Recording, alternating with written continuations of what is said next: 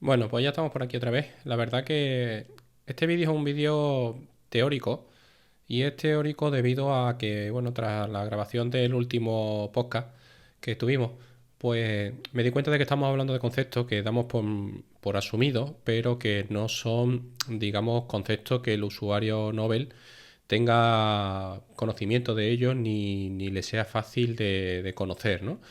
Entonces venía aquí un poco a hacer un vídeo un poco más teórico que apoyaré con la parte del blog, del artículo del post del blog, ¿vale?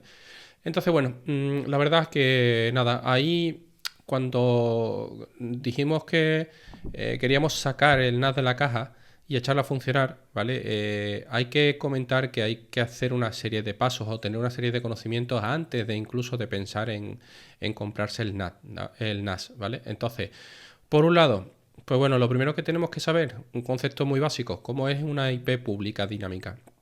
¿Vale? IP pública dinámica es lo que normalmente los operadores nos dan, ¿vale? Como matrícula para que naveguemos por internet. Eh, si somos particulares o autónomos pequeños, ¿vale? Normalmente esta IP pública es dinámica, no es fija.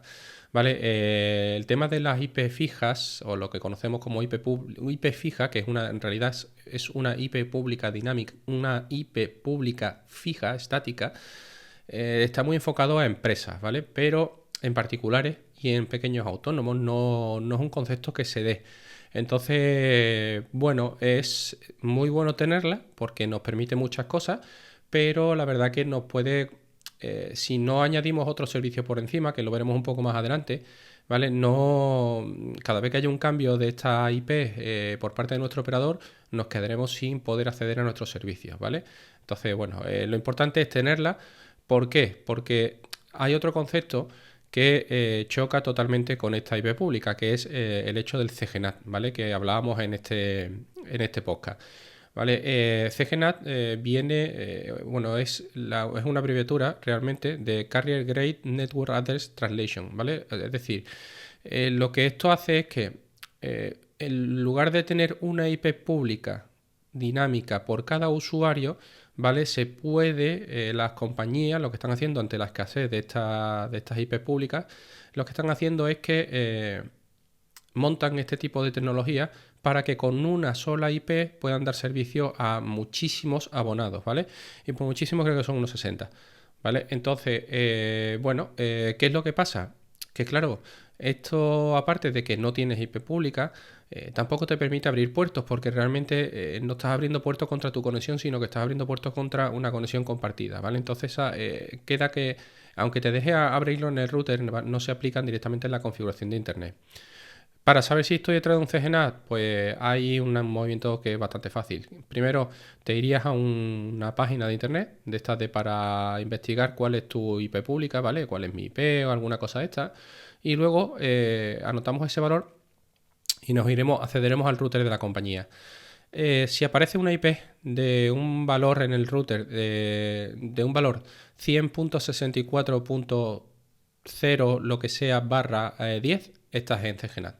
¿Vale? Entonces, si estamos en CGNAT, no podremos usar el NAS, ¿vale? Para dar servicio fuera de casa.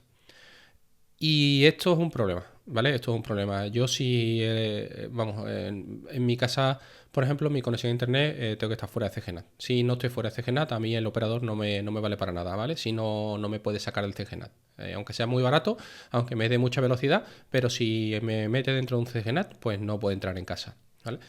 Luego hay otro concepto que es IP local, ¿vale?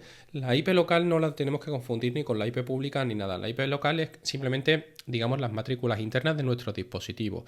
Esto lo conocemos sobre todo cuando hablamos de los rangos de red, ¿vale? De las casas. Yo, por ejemplo, bueno, puedo decir que lo más extendido, pues es el 192.168. 1 punto lo que sea, ¿vale? Y por lo que sea es un valor que oscila normalmente entre el 1 y el 254. Esto se asigna de manera automática por defecto, aunque en algunos casos nos interesa, como es el NAS, que sea estático, ¿vale? Y eso lo podemos hacer desde el router. Luego hay otro parámetro que sí nos interesa mucho si estamos dentro de la IP, si tenemos una IP pública y no estamos dentro del CGNAT, que es el DDNS. ¿vale? El DNS es el DNS dinámico. Esto es un servicio que lo que hace es que, en teoría, ¿vale? Hace que nuestra IP pública se convierta en una IP fija haciendo una traducción, ¿vale? Y por una traducción lo que hace simplemente esto es como si fuera un servicio que se ejecuta en segundo plano, que lo que hace es que todos los cambios que va teniendo esa IP dinámica que nos asigna el operador, ¿vale? Pues él digamos, lo reconfigura y lo manda hacia una dirección web, por así decirlo. ¿Vale? Yo, por ejemplo, lo tengo creado con Namecheap, que es el proveedor donde yo tengo el dominio, ¿vale? Y lo permite, ¿vale? Yo es un proveedor que siempre recomiendo. Y además, ¿por qué? Pues porque dentro es muy fácil configurar un proxy inverso con él. En cuanto a temas económicos, no es realmente, no es de los más caros. Tiene una interfaz muy amigable y aparte funciona muy bien cuando hay algún tipo de problema. Entonces, bueno, esto la verdad que os lo enseñaré cómo se configura y cómo se hace en artículos futuros o en vídeos futuros, porque esto va a ser una serie de posts para la gente más novata. Luego, otro concepto que tenemos que conocer, abrir puertos, ¿vale? Abrir puertos, la verdad que si tenemos la IP pública, pues como ya no estamos dentro de CGNAT, podemos abrir puertos en el router, ¿vale? Esto, por ejemplo, se nos hace necesario cuando tenemos que abrir el puerto 80 para crear los certificados SSL, ¿vale? Que ya ahora lo explicaré un poco más para adelante lo que es, ¿no? O, por ejemplo, como cuando queremos abrir un puerto para tener un servicio muy básico para mí, que es la VPN. ¿Vale? Esto en cada router se hace de una forma distinta, por lo que, bueno, no sé cómo os lo mostraré, porque además yo lo tengo en Microti y en Microti tampoco es una cosa que visualmente sea muy atractiva, ¿vale? El siguiente concepto que tenemos que conocer es el tema de conceptos de VPN. VPN es una red privada virtual, ¿vale? Y esto lo que hace es que normalmente eh, hace que cualquier dispositivo que esté fuera de tu casa trabaje como si estuviera dentro de tu red local, ¿vale? Se hace abriendo un puerto con el protocolo UDP. Por ejemplo, cuando usamos el protocolo de OpenVPN, pues tenemos que abrir el 1194 por defecto, o incluso si usamos WireGuard, como es mi caso, pues tendremos que abrir por defecto, a no ser que lo cambiemos, el 51820. ¿Vale? Además, esto establece un túnel directo contra la conexión de tu casa y encripta toda la comunicación que pase, con lo cual si nos tenemos que conectar por defecto o porque no tenemos otro remedio a un wifi público, por ejemplo, ¿vale? Cosa que siempre yo desaconsejo porque no se sabe nunca quién hay detrás, pues al tener conectado los VPN, los datos que emitamos por ahí irán encriptados y con lo cual no podrán, la persona que esté detrás de esa conexión no podrá sacarlos, ¿vale? Luego, otro concepto, el concepto de NAS. El NAS, pues bueno, es simplemente almacenamiento, lo que era originalmente como almacenamiento conectado en red, Network Attached Storage. Es el nombre que se le ha dado. Esto nosotros llamamos NAS a nuestros servidores, ¿vale? Y aunque inicialmente solamente eran dispositivos que estaban hechos para almacenar datos, la verdad que han evolucionado y hoy en día, pues bueno, podemos hacer auténticas virguerías con ellos, ¿no? Pues, por ejemplo, podemos tener nuestros servicios de vídeo, de música, de fotos, un blog, una nube personal, bueno, y todo esto además de manera muy fácil por normalmente la implementación de Docker, ¿vale? Docker es el siguiente concepto que quería hablaros. Docker en realidad es un proyecto de código abierto que lo que hace es que automatiza el despliegue de aplicaciones dentro de contenedores, ¿vale? Los contenedores son como mini aplicaciones que están aisladas y con lo cual nos da una seguridad un poco por encima de lo que sería que alguien entrara dentro de nuestro NAS de manera involuntaria. Entonces, ¿por qué? Pues porque si, por ejemplo, tenemos un servicio al que hayan conseguido acceder, tú borras el contenedor y borras la información o la carpeta de ese contenedor y en principio ya estaría solucionado el problema, ¿vale? Entonces, bueno, no es del todo así porque hay algunos que, bueno, que permiten escalar privilegios y tal, pero no es lo común, ¿vale? Entonces, pues bueno, lo veremos mucho más adelante porque Docker es una de las cosas que más vamos a usar. Y casi todos los tutoriales que tengo presentados son aplicaciones a través de Docker, ¿vale? Pros e inversos. Pros e inversos es bueno, ¿cómo decirlo? Vamos a ver. Esto es un tipo de servidor proxy que recupera recursos en nombre de un cliente o de uno más servidores, ¿vale? Esta es la teoría.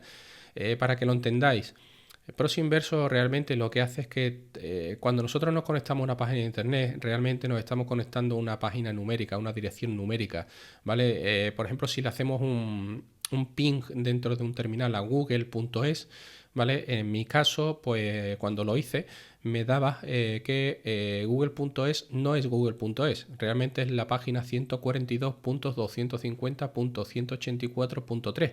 Pero claro, ¿cómo te vas a acordar de que Google es esa y de que tu banco tiene otra, sería otra, y que tu página web sería otra, y que los servicios de, yo qué sé, cualquier cosa es otro número, ¿vale? No tenemos la cabeza para memorizar esos números.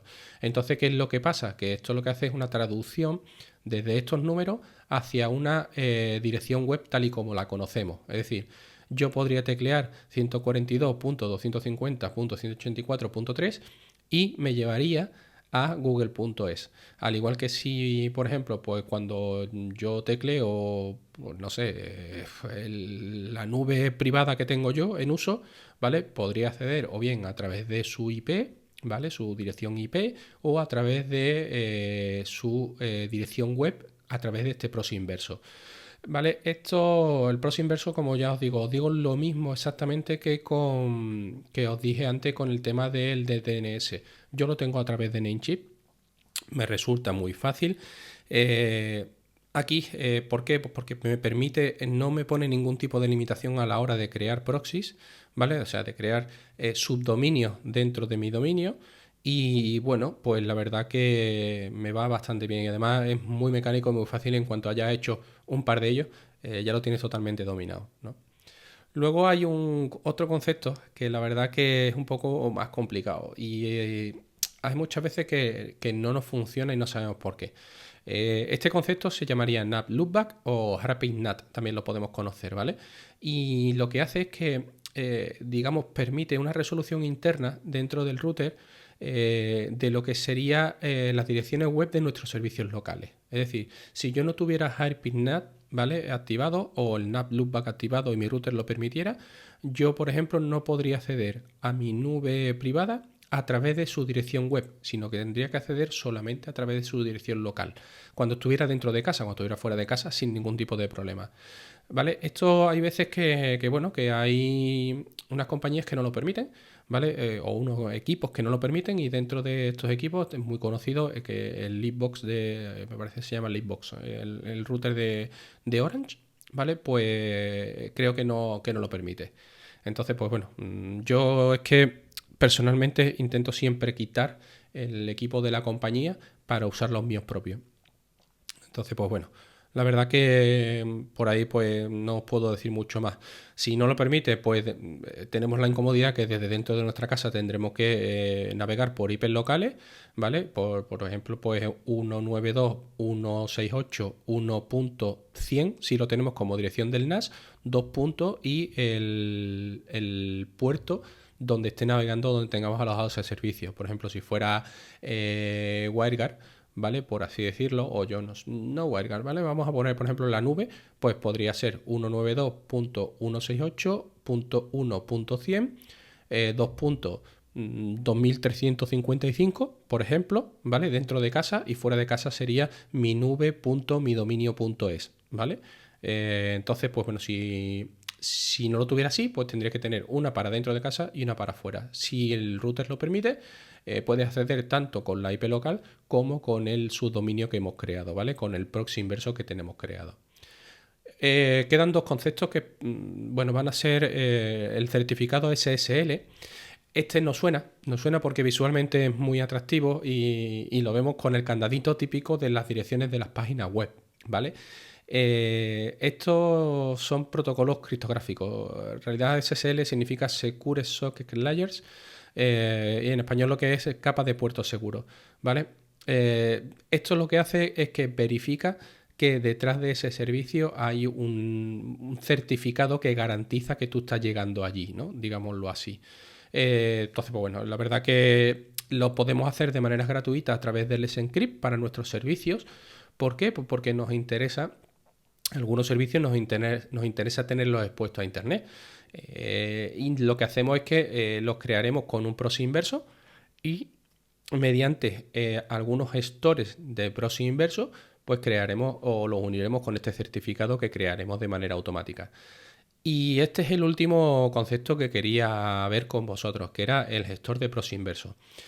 Es un programa, un servicio, ¿vale? Que se encarga de traducir lo que sería la traducción de nuestra IP local hacia un proxy inverso, como hemos visto antes, ¿vale? Lo que sería a una dirección web. Eh, yo lo hago con Nginx Proxy Manager. ¿Por qué? Porque me facilita muchísimo la gestión. Nginx, bueno, es un poquito complicado de configurar porque se hace a nivel de puertos internos externos, ¿vale? Normalmente lo que hace es que Nginx tendremos que abrir el puerto que le digamos hacia el puerto 80 y el puerto 443 de nuestra dirección IP de nuestro NAS, ¿vale? Aunque ya os digo que no suene, no pasa nada porque creo que lo haremos directamente y si no hay muchos posts donde lo podemos ver. Incluso tengo un amigo, mi amigo Joan, que tiene un post donde lo configura y tal en Router Asus, ¿vale? Lo dejaré por aquí en las notas. Y bueno, para mí es muy cómodo por una sencilla razón. ¿Por qué? Porque cuando yo creo el subdominio dentro de mi dominio, desde Nginx ya configuro que ese subdominio se comunique o haga la traducción hacia la dirección IP local del servicio que voy a poner a correr, por ejemplo, como hemos estado diciendo todo el vídeo, la nube privada, ¿vale? Y aparte, en el mismo paso le creo el certificado SSL, lo que es el candadito, ¿vale? ¿Para qué? Para que cuando yo acceda a través de internet, pues por ejemplo acceda a la página HTTPS, ¿vale? Que es el protocolo seguro, dos puntos barra barra, y ahora diga mi nube.midominio.com, ¿vale? Entonces eso lo expongo y lo pongo a internet. Después, evidentemente, tiene que tener una política de contraseña siempre segura e incluso un doble factor si fuera necesario. Pero son conceptos que ya dejaremos un poco más adelante, ¿vale? Hasta aquí los conceptos que quería digamos, de hablar con vosotros. Como usuarios nuevos, ¿vale? A los que lleváis tiempo, todo esto ya os suena, no importa, es un vídeo que a lo mejor no os aporta nada, pero bueno, para la gente que viene nueva, ¿vale? Y que tiene estas dudas, hay que, digamos, hacer este tipo de verificaciones antes de dar cualquier paso de comprarse nada, ¿vale? Es decir, yo, por ejemplo, si me quiero comprar un NAS, lo primero que haría sería las comprobaciones de si tengo IP pública, ¿vale? Si estoy dentro de CGNAT, ¿vale? Si ya esas dos cosas no estoy, tengo IP pública y no estoy dentro del CGNAT, es decir, una cosa normalmente excluye a la otra. Si tienes IP pública sin nada, no estás dentro del CGNAT, ¿vale? Pero si estás fuera de CGNAT con tu operador, ¿vale? A partir de ahí sí puedes seguir pensando en comprarte un NAS. Si tú estás detrás de un CGNAT, no te compres nada porque es tirar dinero, porque solamente podrías acceder por casa. Y como ya he dicho antes, no podrías abrir puertos ni incluso para el tema de VPN. Podrías hacer algo como Tailscale, pero bueno, sería rizar el rizo para un usuario totalmente novel en estos casos. Así que nada, nos vemos en el siguiente vídeo, que irá sobre sacar el NAS de la caja y poner los servicios a funcionar.